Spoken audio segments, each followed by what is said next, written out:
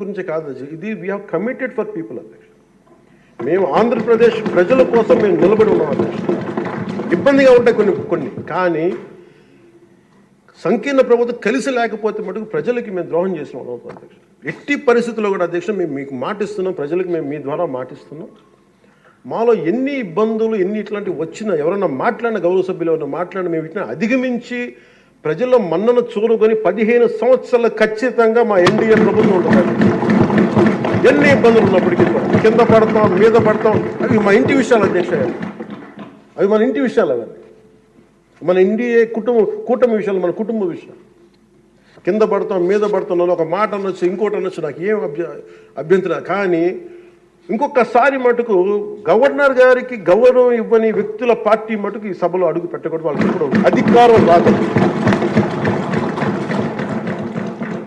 దీంట్లో మనం ప్రజాస్వామ్యం కేవలం ఎన్నికల విజయాలతో పరిపూర్ణం కాదు అధ్యక్ష. మంచి పరిపాలన అందించాలంటే జవాబుదారీతనంతో కూడిన చర్చలు అవసరం అధ్యక్ష. ప్రతిపక్షం అనేది లేదు. నేను చెప్పాను, మాకంటే ఒక సీట్ వచ్చినా మీరు ప్రతిపక్షంలో కూర్చున్నారు కానీ నేను సంతోషంగా ఉంటానంటే పాపం లేదు. మీ ప్రజలు మీకు ఇవ్వలేదు అవకాశం లేదు. మాకు దామాషా పద్ధతి ప్రకారం పర్సంటేజ్ ప్రకారమే మాకు ఓట్లు మాకు ప్రతిపక్షం కావాలంటే they should go to Germany అధ్యక్ష. అక్కడ ప్రాసెస్ ఉంది, అక్కడ ఫెసిలిటీ ఉంది, అక్కడ సౌలభ్యం ఉంది. మీరందరూ తలా కాంట్రిబ్యూషన్ చేసుకుని సభ్యులందరూ వాళ్ళకి కూర్చొని ఫ్లైట్ టికెట్ వేసి పంపిస్తాం అధ్యక్ష. అంటే ఇక్కడ మనకున్న, అంటే మనం సరదాగా మాట్లాడుకున్న మనకున్న బాధ్యత, మనమే అధికార పార్టీ, మనమే మన గౌరవ ముఖ్యమంత్రి గారు చెప్పారు అధ్యక్ష, మనమే ప్రతిపక్షంగా కూడా ప్రవర్తించాలని. అంటే నిర్మాణాత్మక ప్రతిపక్షంగా యాజ్ ఎ కాన్షియస్ కీపర్గా. సింగపూర్లో మనకు తెలిసి PIP, People's Action Party, which is initiated by great leader Lee Kuan Yew, స్వీయ నియంత్రణ కోసం వాళ్ళు అధికారంలో ఉండటం కారణంగా స్వీయ నియంత్రణ కోసం అధికార పార్టీలోనూ విభిన్నమైన అభిప్రాయాలతో కూడిన చర్చలు చేస్తారు అధ్యక్ష.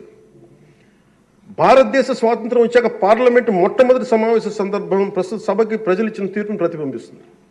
అప్పుడు ఇతర పార్టీ నుండి గెలిచిన అంబేద్కర్ గారిని న్యాయశాఖ మంత్రిగా నియమించారు. ప్రతిపక్ష జనసంఘ చెందిన శ్యాంప్రసాద్ ముఖర్జీ నెహ్రూ గారు మంత్రివర్గంలో చేర్చుకున్నారు.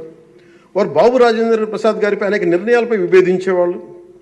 ఎమర్జెన్సీ తర్వాత వచ్చిన ప్రభుత్వంలో కాంగ్రెసేతర పక్షాలు వాజ్పేయి గారు కానీ మొరార్జీ దేశాయ్ గారు కానీ చరణ్ సింగ్ గారు విభిన్నమైన పక్షాలు భాగస్వామ్యం అయినాయి.